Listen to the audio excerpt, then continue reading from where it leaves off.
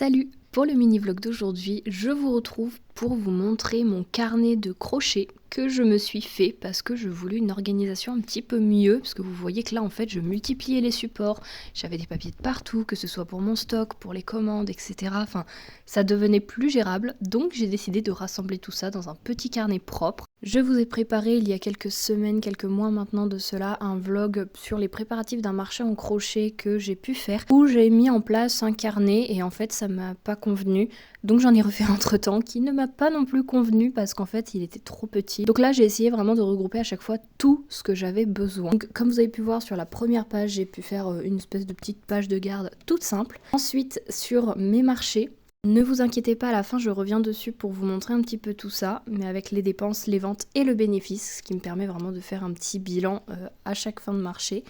Ici, j'ai décidé de me faire un agenda un peu annuel avec soit les marchés que j'ai prévus, soit les commandes que l'on me passe. Donc vous allez voir que j'ai mis un petit code couleur, le violet mauve pour les projets et le violet un petit peu plus foncé pour les marchés. Mais je remplis le tableau juste après. Déjà là, je prends le temps de faire un petit peu toutes les pages que je veux dans le bon ordre.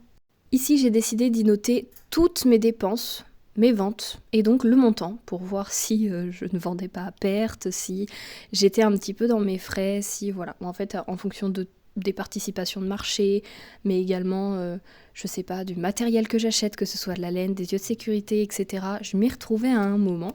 Ce qui est quand même assez important, ça me permet de faire un petit point de où j'en suis. Ensuite, j'ai pu coller, donc ça c'était le stock après mon premier marché, enfin mon deuxième plus exactement, parce que je me suis fait un petit tableau Excel tout simple où je mets le nom de l'objet, la quantité, le temps passé, le prix unitaire et à la fin ça me calcule donc le prix total parce que ça multiplie la quantité par le prix unitaire et ça me permet vraiment d'y voir beaucoup plus clair. Et la dernière page, je suis passée un peu vite, mais je vais vous remontrer ça, c'est le détail de mes prochains marchés. De toute façon, vous allez voir au fur et à mesure que je le remplis, les infos que j'y mets. Donc là, j'ai vraiment repris toutes les infos que j'avais dans mon agenda, sur mes différents papiers. Enfin vraiment, j'ai voulu centraliser les infos parce que c'était pas possible, je devais regarder un peu partout à chaque fois. Là au moins, j'ai tout au même endroit et je pense que ça peut être pas mal après pour me repérer, à voir à l'utilisation ce que ça donne. Voilà, donc pour mes prochains marchés, j'ai tout simplement repris les dates, l'heure, les heures d'installation, ce qu'il faut prévoir, si, je sais pas, il faut prévoir les tables, les chaises, le montant de la participation, s'il y a une caution, ou est-ce que je suis en intérieur, en extérieur, etc. Vraiment, j'ai essayé de mettre de condenser les infos, mais en même temps de mettre tout ce que j'avais besoin. Maintenant que c'est terminé, je vous montre un petit peu plus en détail. J'ai pris un carnet, des carnets de cerises, donc de la BD. Donc ensemble, je vous montre toutes mes petites pages différentes que j'ai pu remplir. Le premier, comme je vous disais, avec mes marchés qui sont prévus, les dépenses faites, donc par rapport aux participations, aux cautions, les ventes et donc les bénéfices. Ensuite, mon agenda, le petit papier jaune, c'est tout simplement mes projets que moi j'aimerais bien faire, mais qui ne sont pas non plus à noter dans l'agenda.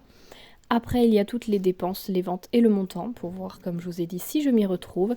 Et ensuite, le détail de mes marchés. Et dans la petite enveloppe, j'ai pu mettre vraiment à chaque fois la participation, enfin vraiment tous les papiers qu'on m'a envoyés, que j'ai imprimés. Et tant que c'est pas passé, je les garde pour avoir vraiment toutes les infos à portée de main si besoin. Et voilà pour ce petit carnet pour le moment, je pense qu'il va vraiment m'être utile parce qu'en fait toutes les infos dont j'ai besoin sont centrées enfin au même endroit. J'espère encore une fois que ce mini vlog vous aura plu et moi je vous dis à demain.